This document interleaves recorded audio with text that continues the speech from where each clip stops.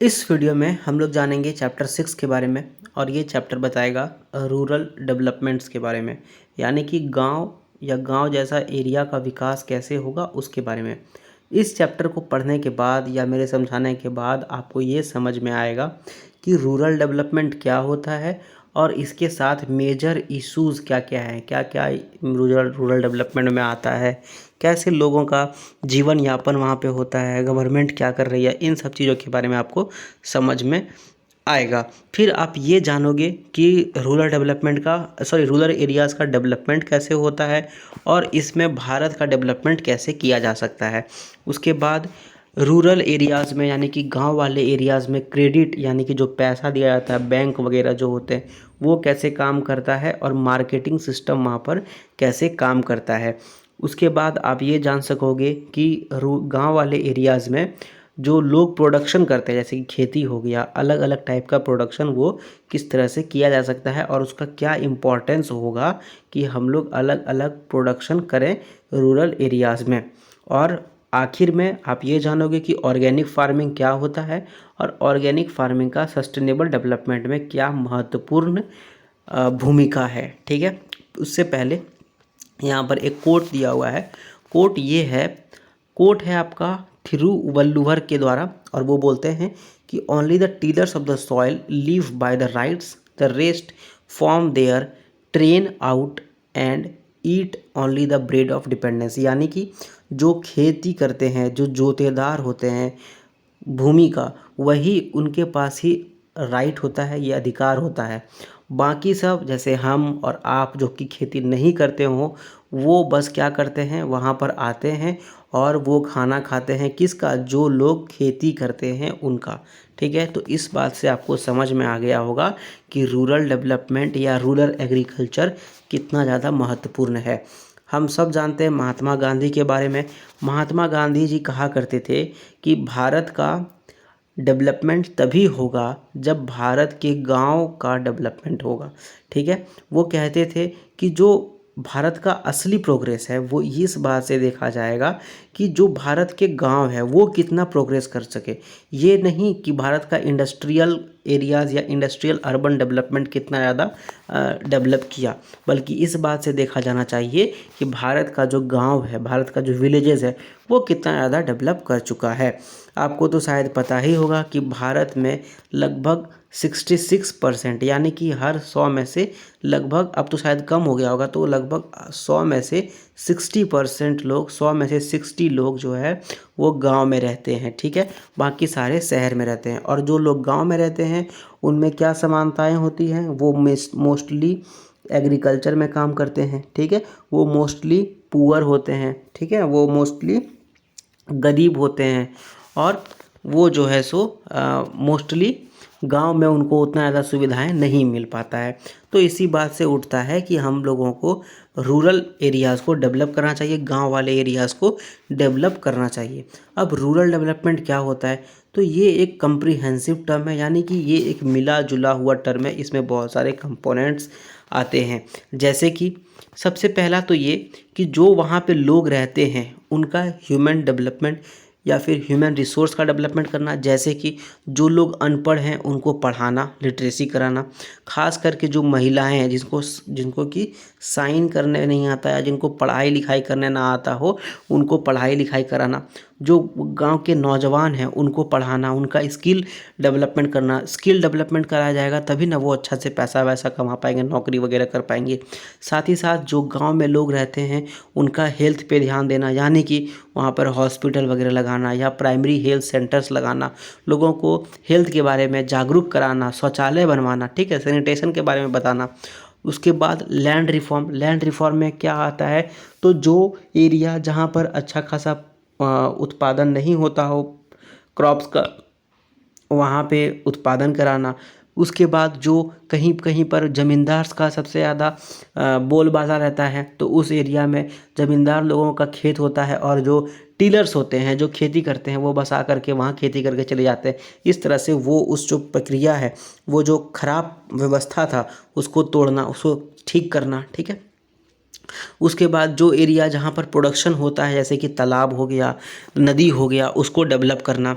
Infrastructure वहाँ पर अगर इलेक्ट्रिसिटी नहीं है, रोड नहीं है, ट्रांसपोर्ट नहीं है, ट्रांसपोर्ट फैसिलिटी नहीं है, क्रेडिट कोई देने वाला नहीं है, पैसा देने वाला नहीं है, मार्केटिंग कराना, इन सब चीज़ों का अच्छी तरीके से विकास कराना, ठीक है। और जो गरीबी उन्मूलन, जैसे अगर ये सब चीज़ें होंगी तो गरीबी नॉर्मली हटेगा। गरीबी उन्मूलन के लिए अलग अलग तरीके का प्रयास करना, ठीक है। जो गवर्नमेंट, जैसे कि आपका पीडीएस है, जो आपका पब्लिक डिस्ट्रीब्यूशन सिस्टम है, उसको गांव में लाना, उसको बेहतर तरीके से लोगों के बीच में बताना करना, इस प्रकार से, ठीक है। तो ये सब चीज़ें कंपोनेंट है किसका, रूरल डेवलपमेंट का। ये सब चीज़ जब मिल जाती है तो वो एक तरह से किसी गाँव को डेवलप करने में काफ़ी ज़्यादा हेल्प करती है। अब जब हम बताते हैं कि जो गांव के लोग हैं वो ज़्यादातर खेती में काम करते हैं, इसका ये मतलब नहीं कि सारे लोग खेती में काम करते हो। बहुत सारे लोग ऐसे भी होंगे जो कि खेती में नहीं भी काम करते हों, ठीक है। जैसे कि कोई वहाँ पे डेली वेज काम करता हो, है ना, रोज़ काम करता हो, कोई वहाँ पर कारपेंटर होगा, कोई वहाँ पर शॉपकीपर होगा, ठीक है। तो उन सबको भी हम अलग नहीं रख सकते। तो सबको साथ में ही हम लोगों को सबको साथ में मिल कर के ही डेवलप करना होगा, ठीक है।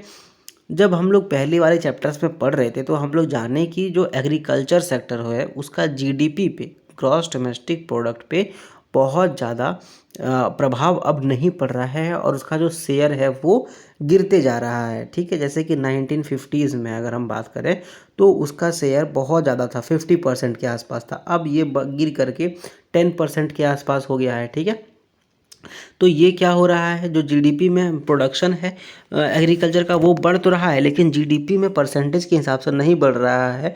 और जो लोग एग्रीकल्चर में काम कर रहे हैं वो अभी भी बढ़ रहा है, ठीक है।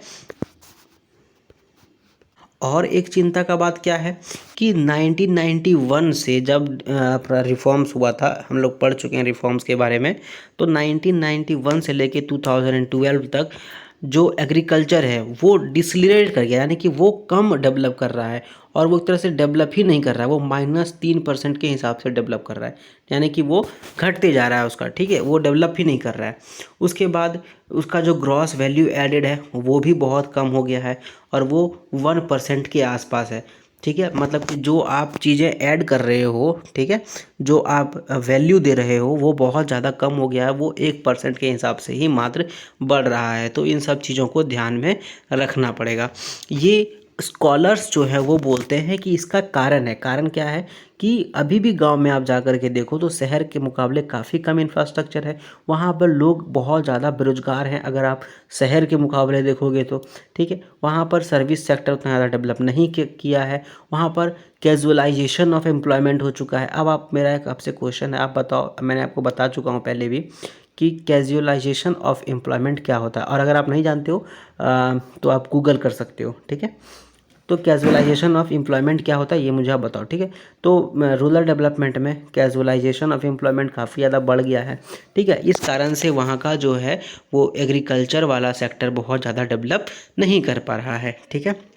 अब एग्रीकल्चर अगर किसी को करना है, किसी को अगर खेती करना है, उसके लिए पैसा चाहिए।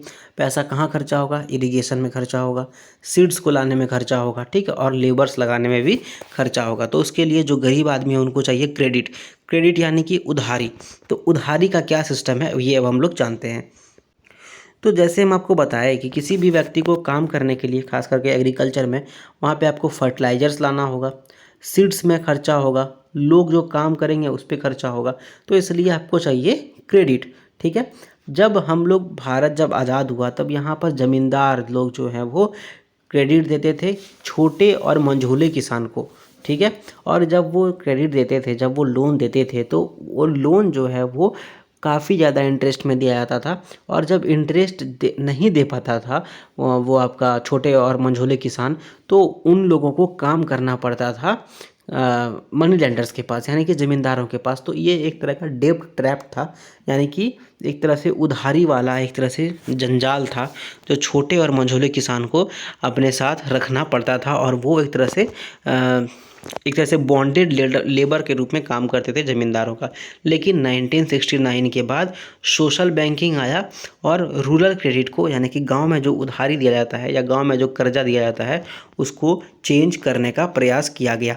1982 में गवर्नमेंट स्टैब्लिश करती है एक बोर्ड जिसका नाम है national bank for agriculture and rural development, NABARD, जिसको हम लोग नाबार्ड भी बोल सकते हैं।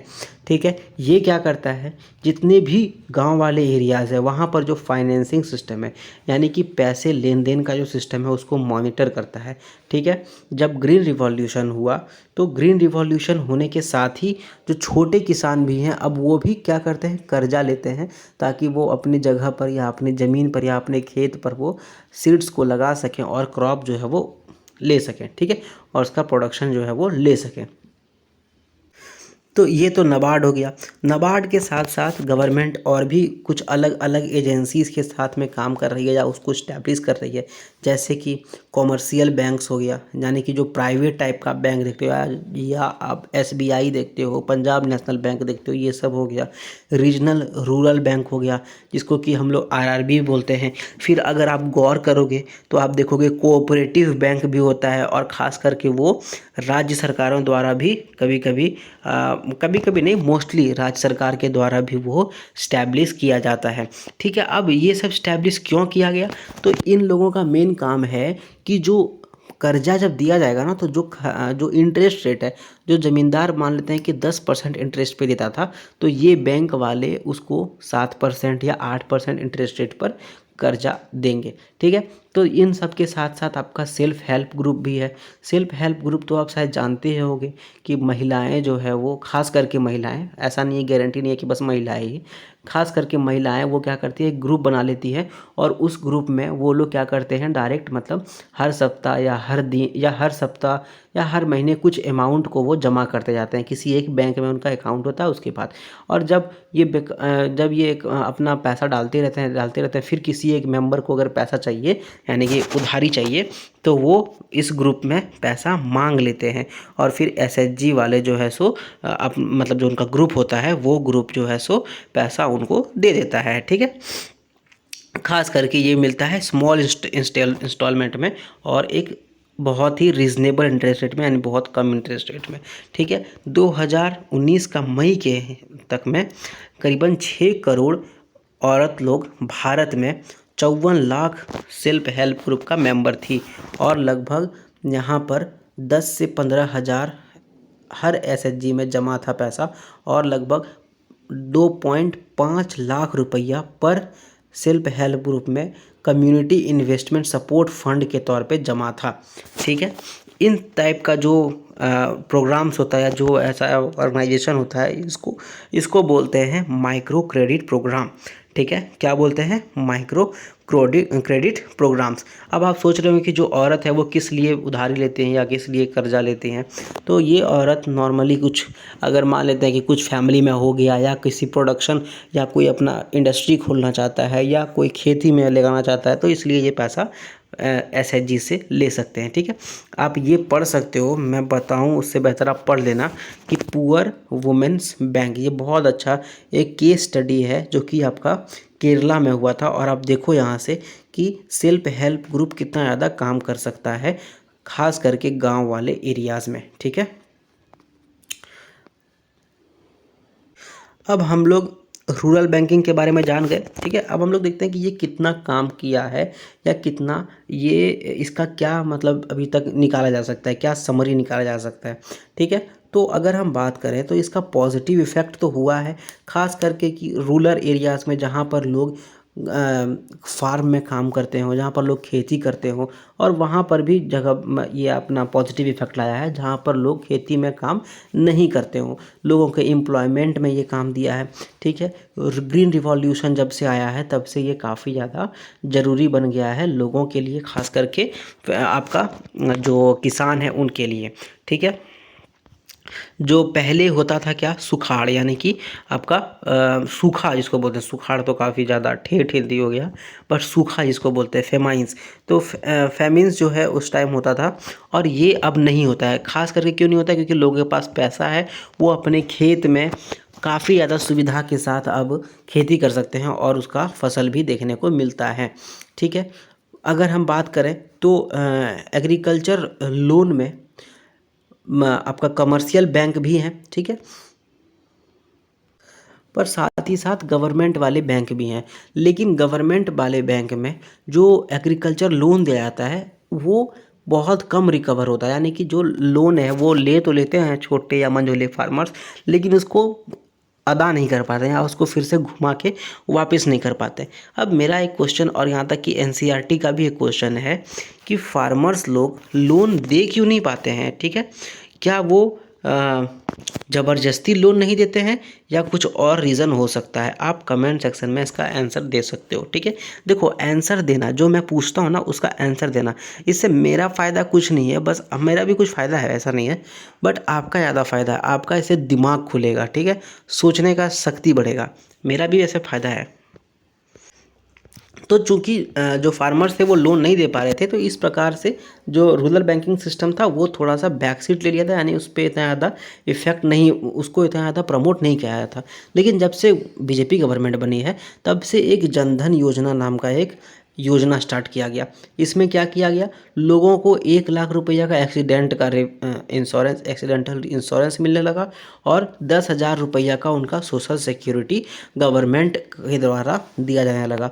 इसमें ये भी था कि आप जा कर के बस अपना अकाउंट खोलवाओ, पैसा रखो और नहीं रखो कोई ज़्यादा मतलब नहीं पड़ता है। इसका बहुत गहरा इम्पैक्ट हुआ, ठीक है, बहुत गहरा। करीबन 40 करोड़ लोग जो है अपना बैंक अकाउंट खुलवा लिए, बहुत बड़ा बात है ये। अगर आप देखो भारत में 140 करोड़ लोगों में अगर 40 करोड़ लोग सिर्फ एक योजना के तहत अपना बैंक अकाउंट खुलवा लेते हैं तो ये बहुत बड़ी बात है। फिर गवर्नमेंट क्या करने लगी, गवर्नमेंट उसमें डायरेक्ट फंड भेजती है।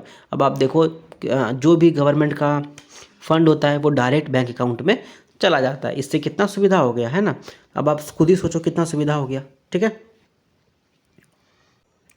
अब इस टॉपिक में अब हम लोग जानते हैं एग्रीकल्चरल मार्केट सिस्टम के बारे में। कभी आप गए होगे, अगर गांव के आप रहने वाले हो या आप शहर के भी रहने वाले हो, अगर आप गांव वाले एरिया में गए होगे तो वहाँ आप देखे होगे कि अलग अलग टाइप का मंडी लगता है, हिंदी में उसको मंडी बोलते हैं। तो ये एग्रीकल्चरल मार्केटिंग होता है, ठीक है। एग्रीकल्चर मार्केटिंग में क्या क्या चीज़ें इन्वॉल्व होती है, सबसे पहले वहाँ पे जो सामान है, यानी कि खास करके जो फसल है वो उसको असेंबल किया जाता है, फिर उसको वहाँ पर रखा जाता है, ठीक है। फिर उसको प्रोसेस किया जाता है, जैसे कि अगर आप गेहूँ है तो उसको आटा बनाया जाता है, ठीक है। और जो चावल है उसका फसल निकाला जाता है, फिर उसको जो है सो जो आपका चावल है उसको गोनी में भरा जाता है, यानी कि बोरा में भरा जाता है। फिर उसको ट्रांसपोर्टेशन किया जाता है, शहर में लाया जाता है, ठीक है। उसको पैकेज किया जाता है बेहतरीन तरीके से। फिर उसका ग्रेडिंग किया जाता है कि अलग अलग टाइप का जो आपका फसल है उसको फिर अलग अलग जगह पर उसको डिस्ट्रीब्यूट किया जाता है, यानी कि भेजा जाता है पूरे भारतवर्ष में, ठीक है। तो इस प्रकार से आपका एग्रीकल्चर मार्केटिंग सिस्टम काम करता है। अब भारत इंडिपेंडेंस से पहले फार्मर्स लोग यही काम करते थे, लेकिन वहाँ पर जो ट्रेडर्स होते थे वो लोग क्या करते थे, बहुत ज़्यादा फॉल्टी वेट का इस्तेमाल किया जाता था या फिर प्राइस का इस्तेमाल किया जाता था। मतलब एक तरह से मनमानी गिरी करते थे, क्योंकि वहाँ पर ब्रिटिश गवर्नमेंट को तो कोई मतलब था नहीं, इसलिए फार्मर्स लोग को बहुत ज़्यादा कष्ट था, ठीक है। तो इस प्रकार से जो है वो फार्मर लोगों को बहुत ज़्यादा कष्ट था। उसके बाद फार्मर्स लोगों के पास अच्छे तरीके से रखने का जगह नहीं था, तो रखने का जगह नहीं होने के कारण क्या होता था, उनका जो फसल था वो बर्बाद हो जाता था, और बर्बाद होने के कारण वो ख़राब प्राइस में, मतलब कि जो उनका प्राइस है उससे कम प्राइस में भी वो बेचने को तैयार हो जाते थे। क्या आपको पता है कि आज के डेट में भी 10% जो फार्मर्स लोग फसल उपजाते हैं उसका 10% लगभग ख़राब हो जाता है, ठीक है। क्यों ख़राब हो जाता है, क्योंकि रखने का जगह नहीं है, ठीक है। तो गवर्नमेंट जो है वो इंटरवेंशन कर रही है इसमें, और गवर्नमेंट आजकल क्या कर रही है, आजकल क्या इनफैक्ट शुरू से ही 1947 के बाद से ही गवर्नमेंट क्या करती है, स्टोरेज फैसिलिटीज़ बना रही है। स्टोरेज फैसिलिटीज़ बनाने के कारण वहाँ पर जो है वो फार्मर्स लोग अपना सामान वहाँ पर जा कर के रख सकते हैं, ठीक है। उसके बाद गवर्नमेंट क्या कर रही है, मार्केट को रेगुलेट कर रही है। चूँकि गवर्नमेंट मार्केट को अगर रेगुलेट करेगी तो बहुत ज़्यादा सुविधाएँ हो जाएंगी फार्मर्स को, ठीक है। एक स्टडी के अनुसार या फिर एक बिलीफ के अनुसार ये माना जा रहा है कि अभी भी 27,000 रूरल मार्केट्स को रेगुलेट करने का ज़रूरत है, ताकि हम लोग जो है सो ये देखो आप, ये देखो, ये एक आपका जो है वो गांव का एक मार्केट है, ठीक है। ये गांव का एक मार्केट है, देख रहे हो, अलग अलग टाइप का सॉर्ट किया गया है ये, ठीक है। यहाँ पे पैकेजिंग हो गया है, ठीक है।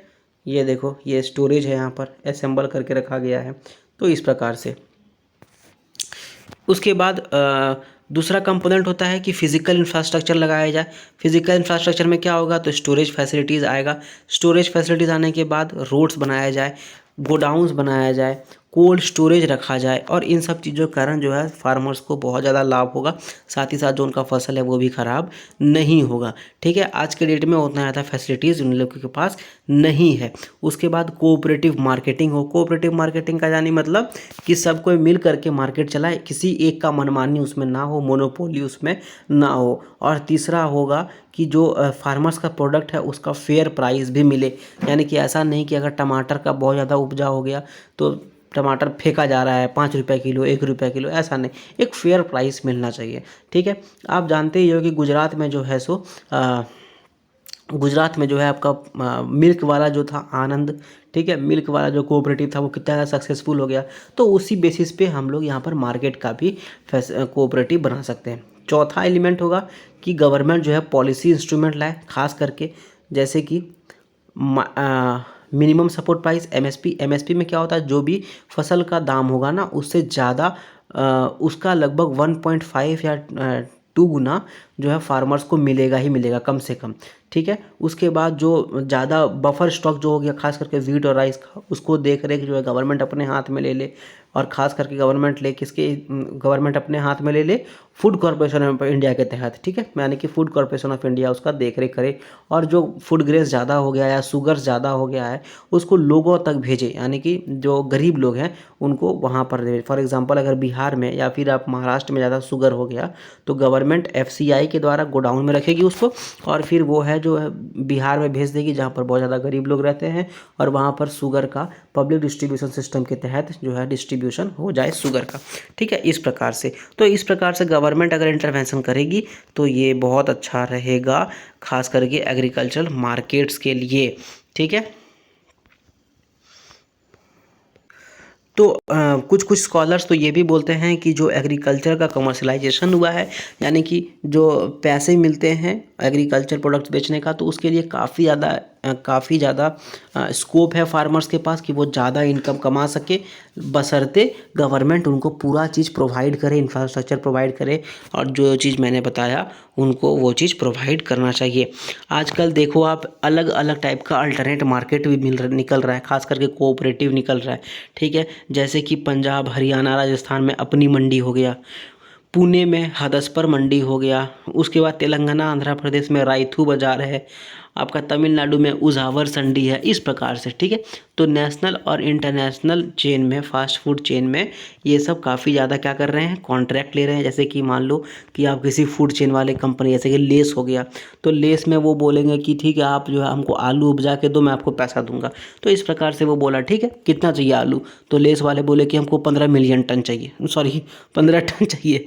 तो फिर वो फार्मर्स लोग जो है वो 15 टन उसको उपजा करके प्रोडक्शन करके उनको दे देंगे। तो इस प्रकार से इन लोग ज़्यादा पैसा वो जो है सो कमाया जा सकता है।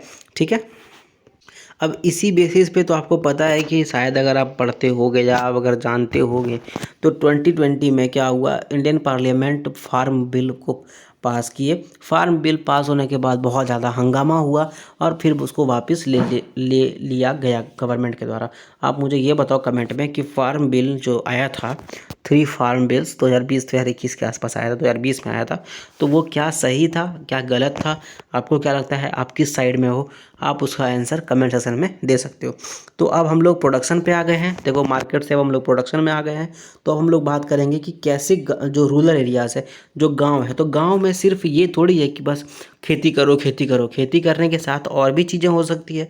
तो इसलिए अब हम लोग को ज़रूरत है उसको डाइवर्सिफाई करने का, उसको अलग अलग करने का, मतलब कि अलग अलग टाइप के एम्प्लॉयमेंट जनरेट करने का। अब अगर आप देखो कि सब अगर खेती करेगा, ठीक है चलो खेती कर रहा है, पानी ही नहीं आया तो खराब हो गया, सब कोई दिक्कत हो जाएगा, है ना, कोई एम्प्लॉयमेंट में नहीं रहेगा, सब गरीबी भुखमरी से मर जाएंगे। तो इसलिए ज़रूरी है कि सब लोग एक चीज़ ना करते हुए अलग अलग चीज़ों पर अपना हाथ आजमाएं और अलग अलग चीज़ों को अपना एम्प्लॉयमेंट के तौर पर काम कर सकें। ठीक है, तो अब अलग अलग एम्प्लॉयमेंट खोजने के लिए कहाँ जाना, किस तरह का इंडस्ट्री जाना पड़ेगा। सबसे बड़ा और सबसे इम्पॉर्टेंट सब सेक्टर है एग्रो प्रोसेसिंग इंडस्ट्री। क्या है, agro processing industries, food processing industries, जो कि फूड प्रोसेसिंग इंडस्ट्री हो गया, लेदर इंडस्ट्री हो गया, टूरिज़्म हो गया। अब आप बोलो कि ये सब कैसे पॉसिबल है।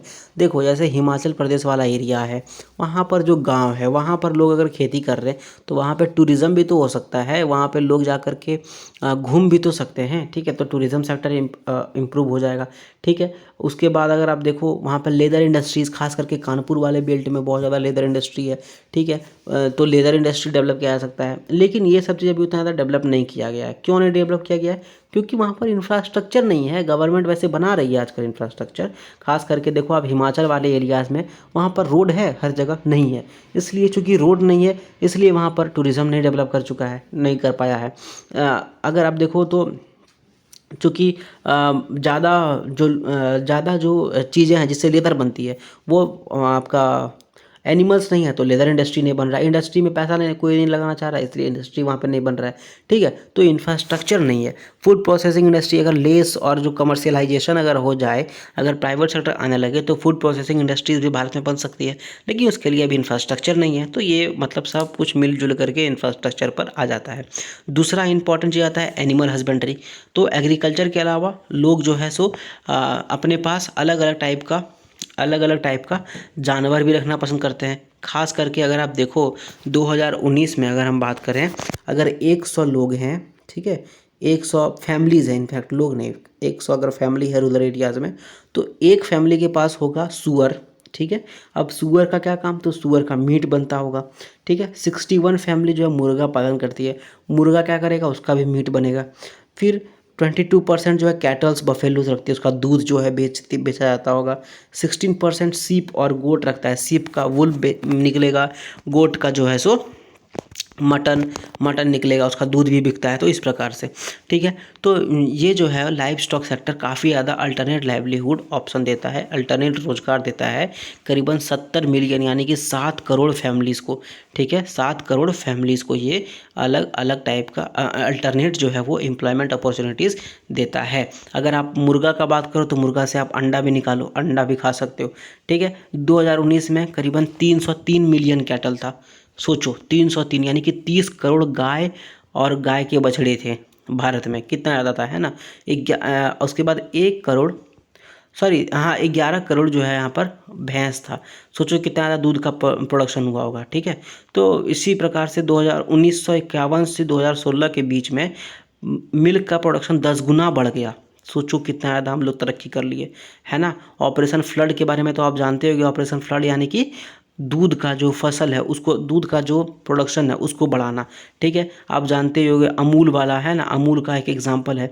तो अमूल का एक एग्जांपल तो दुनिया भर में फेमस है, ठीक है। तो इस प्रकार से मीट का प्रोडक्शन हम लोग बहुत ज़्यादा बढ़ा चुके हैं, मीट का प्रोडक्शन बढ़ा लिए। फिर हम लोग वूल्स का प्रोडक्शन बढ़ा दिए। आज के डेट में अंडा तो हर 5 रुपये 4 रुपये में मिलता है अंडा, ठीक है। कितना ज़्यादा प्रोडक्शन हो गया अंडे का। तो इस प्रकार से दूसरा अल्टरनेट आपका एम्प्लॉयमेंट मिलता है फिशरीज़ से। फिशरीज़ आप कहाँ कर सकते हो, तो फिशरीज़ के लिए आप घर के छत पर फिश निकाल सकते हो, है ना। बिल्कुल नहीं, आप फिश कहाँ कर सकते हो, तो तालाब में आप फिश लगा सकते हो। आप सी में यानी कि जो खास करके आंध्र प्रदेश केरला वाला रीजन है वहाँ पर तो समुद्र में भी आप फिश का प्रोडक्शन कर सकते हो, वहाँ से आप फिश मार सकते हो, है ना। फिर छोटे छोटे नाले में, छोटे छोटे नदी में, ठीक है, लेक्स में, यहाँ पर आप जाकर के फिश कर सकते हो, ठीक है। उसके बाद अगर आप राइस का फील्ड है यानी कि जहाँ पर धान का खेती हो रहा है वहाँ पर आप फिश का प्रोडक्शन कर सकते हो, ठीक है। तो अगर हम बात करें भारत में इतना फिश प्रोडक्शन होता है तो 65% जो है वो इनलैंड हो रहा है, यानी कि वो नदी में, नालों में, स्ट्रीम्स में, छोटे मोटे तालाब में, वहाँ पर हो रहा है। और 35% जो है वो समुद्र से हम लोग मार रहे हैं मछली प्रोडक्शन भारत में जीडीपी का 0.9% है। ये काफ़ी अच्छा है, खास करके फिश प्रोडक्शन का अगर बात करें तो अब इसको और बढ़ाना है 1.2 point, at least 2 point total GDP का लेके जाना है, तो काफ़ी ज़्यादा लोगों को रोजगार मिलेगा, ठीक है। भारत में वेस्ट बंगाल हो गया, आंध्र प्रदेश, केरला, गुजरात, महाराष्ट्र, तमिलनाडु, इन लोगों के पास काफ़ी ज़्यादा फ़िश का स्टॉक है और ये फ़िश काफ़ी ज़्यादा मार के इसको बेच सकते हैं और अनएम्प्लॉयमेंट को एक तरह से ख़त्म कर सकते हैं, ठीक है, या इसको बहुत ज़्यादा लूज़ कर सकते हैं, अनएम्प्लॉयमेंट को बहुत ज़्यादा कम कर सकते हैं। अच्छा, फिशिंग में यानी कि मछली उत्पादन में औरत लोग भी काफ़ी ज़्यादा इन्वॉल्व रहती हैं, ठीक है। तो इसलिए उन लोगों को जो मेनली खास करके वो बाहर नहीं जाना चाहती काम करने के लिए, तो वो औरत लोग भी घर बैठे अपना काम कर सकती हैं और पैसे कमा सकती हैं, ठीक है। उसके बाद आता है हॉर्टिकल्चर। तो हॉर्टिकल्चर क्या होता है? हॉर्टिकल्चर यानी कि ऐसा कल्चर, ऐसा क्रॉप्स प्रोडक्शन करना, उपजाना, जिसमें आपका फ्रूट्स हो, वेजिटेबल्स हो, फ्लावर्स हो, ठीक है, एरोमेटिक प्लांट्स हो, जैसे कि अभी गवर्नमेंट लेवेंडर का बहुत ज़्यादा, लेवेंडर के ऊपर काफ़ी ज़्यादा जोर दे रही है, ठीक है, स्पाइसेस हो, प्लांटेशन क्रॉप्स हो, जैसे कि शुगर केन वगैरह हो गया, ठीक है। तो ये आपका हॉर्टिकल्चर में आता है। अब हॉर्टिकल्चर जो है ये भी एम्प्लॉयमेंट काफ़ी ज़्यादा देती है लोगों को, ठीक है। अब हॉर्टिकल्चर जैसे कि फ्रूट्स वगैरह, ठीक है, वेजिटेबल्स वगैरह, ये सब का जो प्रोडक्शन है वो पूरा जितना भी भारत में एग्रीकल्चर सेक्टर में जितना भी एग्रीकल्चर आउटपुट होता है उसका 33% यही होता है। भारत में काफ़ी ज़्यादा आपको पता ही है मैंगोज़ होते हैं, अलग अलग वेराइटीज़ के मैंगो होते हैं, बनानास होता है, कोकोनट होता है, आपका काजू होता है, ठीक है, अलग अलग टाइप का फैस आपको देखने को मिलता है, वेजिटेबल्स, फ्रूट्स। तो इस प्रकार से ये देखो एक पोल्ट्री फार्म है ना। तो इस प्रकार से फ्लावर अलग अलग टाइप का देखने को मिलता है, लेवेंडर देखने को मिलता है, एरोमेटिक फ्लावर जो हो गया, अलग अलग टाइप का नर्सरीज आप देखो भारत में। मतलब भारत एक विविधताओं का देश है और भारत बहुत महान है, ठीक है, इस प्रकार से। उसके बाद अगर नंबर में बात करें तो लाइव स्टॉक पॉपुलेशन तो काफ़ी ज़्यादा है, लेकिन दूसरे कंट्रीज़ में, जैसे आप मान लो एग्जांपल के तौर पे न्यूजीलैंड में काफ़ी ज़्यादा दूध का प्रोडक्शन होता है, लेकिन न्यूजीलैंड है इतनी को कंट्री, ठीक है, मतलब कि आप समझो कि 1 सेंटीमीटर अगर न्यूजीलैंड का लेंथ होगा तो भारत जो है वो 1 मीटर का होगा, ठीक है, नहीं 1 मीटर नहीं, बट भारत जो है वो कम से कम 150 सेंटीमीटर तो होगा ही, ठीक है। तो इतना अंतर है दोनों के एरियाज़ में। अगर न्यूजीलैंड में 10 गाय होगी तो भारत में लगभग 1000 गाय होगी, ठीक है, या कम से कम 500 गाय होगी। लेकिन फिर भी आप देखो कि न्यूजीलैंड और इंडिया का जो प्रोडक्शन है मिल्क का वो लगभग लगभग सेम हो रहा है। इसका मतलब हमारा जो प्रोडक्शन होता है जानवरों से वो बहुत ज़्यादा नहीं है, ठीक है। इसलिए हम लोगों को जानवर का प्रोडक्शन जो है वो बढ़ाने की ज़रूरत है, ताकि लोग जो है ज़्यादा वो कमा सकें और ज़्यादा अच्छी तरीके से रह सकें, ठीक है। अब ये कैसे होगा? तो इसके लिए आपको जो ब्रीड है, यानी कि जो जानवरों का ब्रीड है वो अच्छा ब्रीड लाना पड़ेगा। उसके बाद वहाँ पर वेटनरी सर्विस देना पड़ेगा, जो डॉक्टर्स है वो देना पड़ेगा। उसके बाद क्रेडिट फैसिलिटीज़ देना पड़ेगा छोटे और मंझोले फार्मर्स को, ठीक है। तो इस प्रकार से जो है वो आपका जो एनिमल्स है उसका प्रोडक्शन बढ़ सकता है, ठीक है। अगर फ़िशिंग का बात करें तो फ़िश जो है वो हम लोग फ़िशिंग कर रहे हैं सही है, लेकिन कभी कभी जब ओवर फिशिंग हो जाता है, यानी कि एक ही जगह पर ज़्यादा फ़िश करेंगे तो वो वाला एरिया में वहाँ पर फ़िश फिर से नहीं हो पाएगा, मछली फिर से वहाँ पर नहीं जन्म ले पाएगा, इसलिए वहाँ प्रॉब्लम भी हो सकता है। इसलिए हम लोगों को सस्टेनेबल फ़िशिंग करने का ज़रूरत है। हॉर्टिकल्चर का मैंने बात किया कि यहाँ पर वेजिटेबल्स, फ्रूट्स वगैरह होगा, तो ठीक है इसका प्रोडक्शन होगा, लेकिन इसको रखने के लिए कोल्ड स्टोरेज जगह चाहिए, इलेक्ट्रिसिटी चाहिए, मार्केट लिंकेज चाहिए। तो इस तरह से इंफ्रास्ट्रक्चर की ज़रूरत होगी इसमें। तो हम लोग जान गए क्या क्या चीज़ें होती है। और कुछ अगर हम बात करें तो अभी देखो आप एक चीज़ आया कंज्यूमर सर्विस, ठीक है। तो आईटी सेक्टर में भी यहाँ पर काफ़ी ज़्यादा रोल प्ले कर सकता है। आप देखो गांव-गांव में अब कंप्यूटर, कोई बच्चा जो नौजवान जो जिसको पता है कंप्यूटर के बारे में, वो कंप्यूटर का एक तरह से कोचिंग क्लास चला रहे हैं, ठीक है। आईटी सेक्टर काम कर रहा है, यहाँ पर कंज्यूमर सपोर्ट मिल रहा है, जो गवर्नमेंट की स्कीम्स है वो बताते हैं। तो इस प्रकार से जो है वो एक अल्टरनेटिव इन लोगों को एम्प्लॉयमेंट अपॉर्चुनिटीज़ मिलता है, स्कूल्स खुल गए हैं, ठीक है। उसके बाद जो लोग हैं खास करके जिनका अकाउंट है, जैसे कि अभी अब देखो सांसद आदर्श ग्राम योजना में जिनका अकाउंट है, या फिर जिनका अकाउंट मनरेगा में है, तो इन लोगों को जो भी फैसिलिटीज़ चाहिए वो कंज्यूमर सपोर्ट से मिल सकता है। तो कंज्यूमर सपोर्ट में भी युवाएं जो है वो एक तरह से काम कर रहे हैं और वहाँ पर भी वो उन लोगों को एम्प्लॉयमेंट अपॉर्चुनिटीज़ मिल रहा है। अब हम लोग का आखिरी टॉपिक है सस्टेनेबल डेवलपमेंट और ऑर्गेनिक फार्मिंग।